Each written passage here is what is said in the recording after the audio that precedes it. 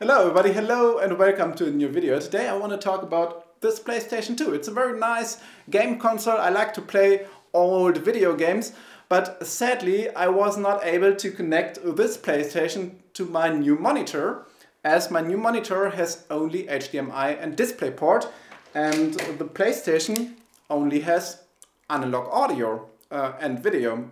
And yeah, that's an issue because analog video is not able to go into that new monitor, and I need an adapter to convert the analog video signal to a digital video signal. And luckily I found this nice adapter, PS2 to HDMI, on the internet. It's available on Amazon, eBay, AliExpress, whatever you like. It looks like this. It's very nice. It has the standard PS2 connector on one side. On the side it has a mini USB connector to supply power to that adapter, and on the back it has HDMI and audio, analog audio, 3.5mm, and they are quite narrow next to each other, so you need quite narrow plugs if you want to use both of them. If you're using a TV with audio capabilities, then that's not an issue, because then the audio goes via the HDMI cable. But if you're using a monitor without audio capabilities, then of course you need that, and then you need a quite narrow audio and HDMI connector to use it. Here, so let's plug it into the PlayStation.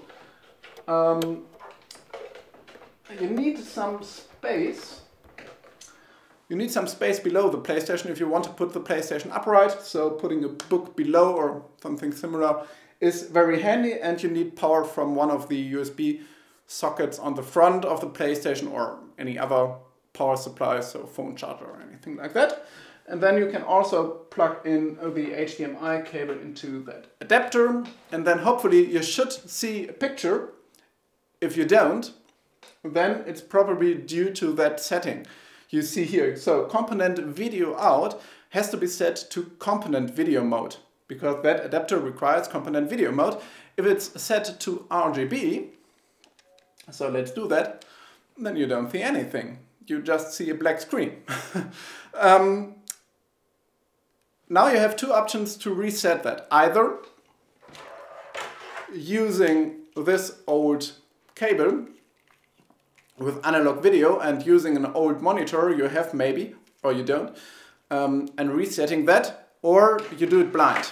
And as maybe you don't have such a monitor available, or TV, let's do it blind. So we want to reset that PlayStation. That gives the PlayStation time, so it boots into the menu. That takes about 10 seconds, so we have to count up until 10, for example, or just have a look on the watch and count for 10 seconds. And if these 10 seconds are over, then we have to go to the settings menu. So therefore we're pressing the down arrow once, so after 10 seconds, down arrow once, then confirming with X, then 3 times the down arrow to go to the relevant setting. 1, 2, 3, X again, then 1 time to the left, and then X again. And if everything has worked out as expected, then we should be able, yes, great, whew, that works. Then we are able to see our picture back again, and we have successfully changed that setting totally blind. And yeah, that's how you're using this adapter. It's a very lovely adapter. I like to play with it on the PlayStation 2. It gives me the opportunity to use that PlayStation also with my new big screen, or also with this monitor, and that's very good. I like to do that. Hopefully you like to do that as well, and you have you can successfully do that. Are you having just fun watching this video? If you have any questions, please feel free to leave them down in the comment section below, and otherwise, yeah, thank you very much for watching. Wish you a great time. See you next time. Goodbye.